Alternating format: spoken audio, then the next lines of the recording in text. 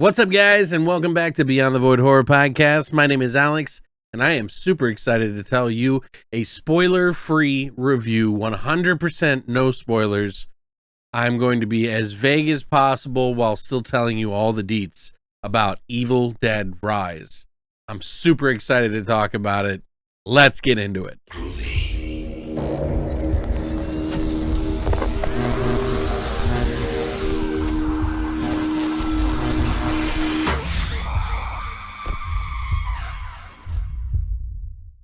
So we're finally here. It is Evil Dead Rise night. I got to see it in the theater tonight to a really interested audience. Like, the entire audience was really vibing with this movie. And I say that from a group of people that get together for horror movies all the time. So you could really get a good feel of what horror fans think in this particular element that we were in. We got some good news here, very minor gripes, and yeah, I can't wait to tell you about this. So first of all, my thoughts going into this.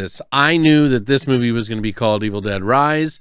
I knew it was going to take place in a apartment high-rise building. This looks fantastic. I love the setting in this movie. The apartment complex is super aesthetically pleasing. It's one of those old run-down sort of buildings that just has a lot of character and a lot of history to it, and it just looked phenomenal. The story about this one is that two sisters who have sort of been estranged from one another. One has been sort of more the adult, the other has not. The more adult one has like 3 kids. She has 2 daughters and a boy who are living in this apartment complex, and something has happened with their family unit as far as the father is concerned. But like always, the younger sister, Beth, doesn't really realize what's going on because she's been living the rock star life. When an event that affects the entire apartment complex happens, something surfaces that opens up the Evil Dead to do its Evil Dead stuff all over the apartment complex. Well,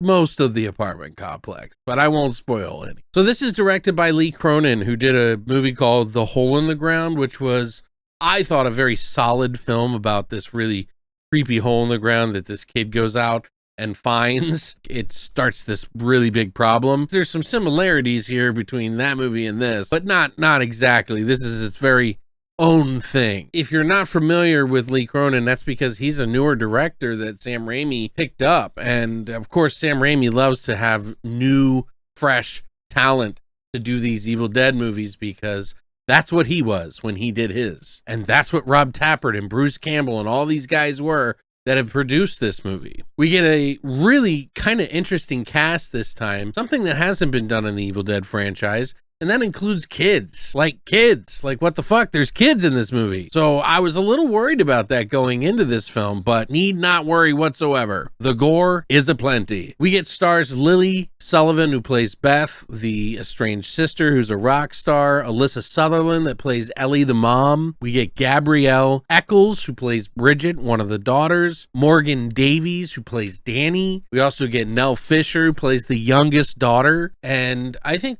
this is the main cast for the most part. There are other people obviously in the movie, but I won't get into that. The movie gets started off right away. I won't say how, but let's just say the beginning and the end have a little thing, and it's pretty cool. Nice touch, I think, personally. Alyssa Sutherland is probably one of the best serious deadites that I've seen on the screen. Her performance in this, the mom, as she gets infected with this evil, is fantastic. She is really, really dedicated to this part. Everybody that is infected in this movie does a really good job, but I have to give it to Alyssa because, man, she really sells this part, and some of her lines that she delivered, oh boy, are they fucking fantastic. There are a lot of one-liners in the movie that kind of are nods to other parts and other movies in the franchise, and there are a lot of crazy dialogue from some of the Kandarian demon deadites, which are really fucked up and disturbing and somewhat kind of on the line of hilarious because,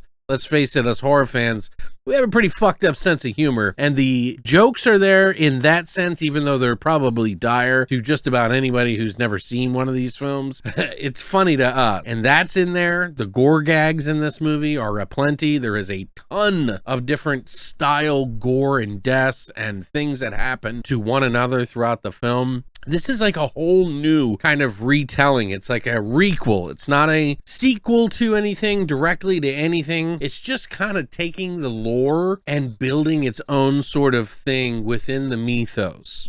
So it's saying, hey, I know you've watched all these other movies in the Evil Dead franchise. This is my spin on it. So in a way, it is a reboot, but it is kind of like its own separate requel in a way, which is a remake sort of sequel, because it is already standing and using its lore, like you're using its lore to stand on top of that. You already kind of get the gist. We get a new book. We get a new method of how they actually learn the actual readings and the writings in the book. There are some records that are in this movie. I won't spoil anything about that, but let's just say it's pretty creepy. The book design work is fantastic. I loved it. I mean, pretty much everything in this movie looks really good. Like the camera work, the shots of the building and stuff like that. I absolutely loved how they fit the building askew in the frame, and it's in the trailer. I just love stuff like that. One of the things I did not like about the 2013 remake is that I always kind of felt like there wasn't enough evil lurking around. And one of my things going into this movie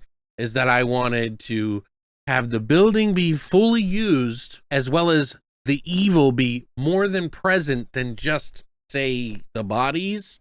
Kind of like 2013 was. It seemed like all the evil was located only in the bodies, and that's it. This movie kind of goes for some new things. It does some things that don't really make sense that you could just sort of write off as the evil in the building. However, they didn't utilize the entire building like I was hoping, and I was kind of hoping for a little bit more characters to kind of Evil Dead chain, and I was looking for a little bit more characters that we could kind of Evil Dead chew our way through. And we do get some parts of the building, but for the most part, a lot of this is localized to a couple of areas, but it still works because it's like, I think what Lee Cronin was trying to do here is kind of go back to the first one or the second one, probably more the second one, because there's some comedic dialogue in some of what the demons are saying in this movie, the Deadites. So, there's a lot of callbacks and nostalgia things in there with some of the things they say, and then they add to it. There was a lot of really cool lines in there that the mom says that were, it definitely will make you laugh if you have a sick sense of humor. But yeah, there were some really great performances in this movie. I personally think this is better than the remake that we saw last, which was in 2013. I think it's better because it flows better. It isn't as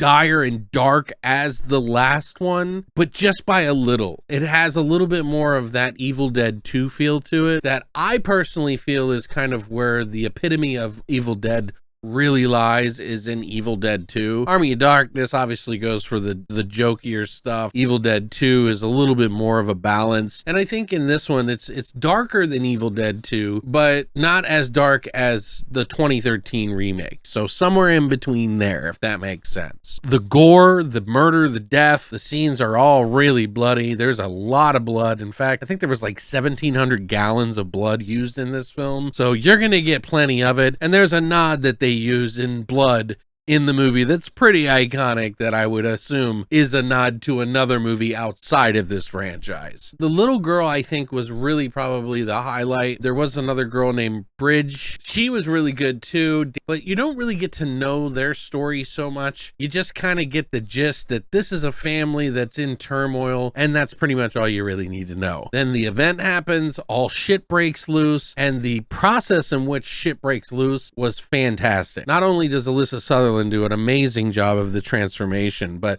the transformations in general are vastly different than what we've ever seen in the Evil Dead franchise. Very different, and some people, I'm sure, are probably going to have some issue with it, but I personally found it a little bit more tragic in some regards, because it's showing that it's toying with the characters in this movie, kind of getting its rocks off by putting this person through the ringer. Other Deadites are in the movie, so don't worry there. I'm just not going to say who survives or not, or even allude to it, because I don't want to spoil anything for you guys. Honestly, I think this is a much better movie, like I said, than the remake. Is it going to be easy to compare to the first, second, third, or, you know, it's impossible in my opinion, because this is a movie that's already standing on the lore in a sequel fashion. So I don't know if it's ever going to supersede the original movies, but as a sequel, this is a damn good sequel and one of the best, I think, in the franchise. Yeah, it's going to be up in the air. Some people may really want 2013 to be it like that. This is a very different Evil Dead, but the gore is still there. It is a lot of gore, a lot of fucked up moments in the film. They do use practical and they do use CGI in some moments, but it's not like, you can tell that there's more practical in this. They're just kind of touching things up with CGI and not like making it the whole thing. But they do a lot of in-camera work, which I appreciate. These guys were the kings of that back then. So of course, they're going to have it in here unless it calls for CGI. It's okay to have some CGI in movie. We have to cover some things that we couldn't do. And I think in a way, some of their practical effects in this movie might have hindered some of the third act a little bit and what they try to achieve in this specific creature works that they do in this film. Minor gripes, I really wish they could have explored more of the building. I don't think this is spoiling it in the least, but I wish they would have risen, you know, like they would have kind of literally leaned on the name a little bit more. I think it would have made it an infinitely better movie, but I can see that Lee Cronin wanted to condense this movie into a smaller, more inescapable kind of terror to keep that pressure and that suspense on there, which there is a lot. The flow of this movie is fast. It's going to keep going and going and going. In fact, there's only about a 15-minute break in the movie that is kind of like character driven, and that's it. But you learn everything else as the story goes along. But if it were up to me, I would say that this movie is at least an 8.5, if not a 9 out of 10. And I think this is going to be one of the best movies this year to top. I think that for a sequel, it does a lot of what I love as a horror fan and what I really enjoy about going to see something like this in the experience. And after what Bruce Campbell has said about there being an Evil Dead Bible, where they're going to have different chapters of this sort of requel that could go different times, different types, everything. I really think they're going to have a lot of movies coming out here every 3 years or so. As long as we keep supporting them and as long as we keep loving them. In the end, I mean, there are some gripes to be had, many of which would be a little too spoilerific for me to share with you right now. But I would say that this is a pretty safe movie to go see in the theater. If there is a movie that you should go see in the theater, this is it. Definitely go support the shit out of this movie so we can see more Deadites in the future. Different variations. I'm all for it. Some people have said that they didn't really like this movie, and I think they're comparing it to the 2013 a little bit too much and just not going for the ride. They wanted it to be a certain way. This is for fans of Evil Dead. I like the entire franchise, so if you like the entire franchise, you should well be within happiness. Overall, I think this movie is a fantastic movie. I enjoyed it. I loved it, and I can't wait to own it. So, have you seen the movie? Are you excited as I was to go see the movie? Are you happy? Tell me what you think about this movie. I would love to hear what you think. Thanks for coming by. Hit the like and the subscribe button. And if you enjoyed this video, make sure you hit the little bell notification so you know when I got a new video coming out. But thanks, and as always, long live the void.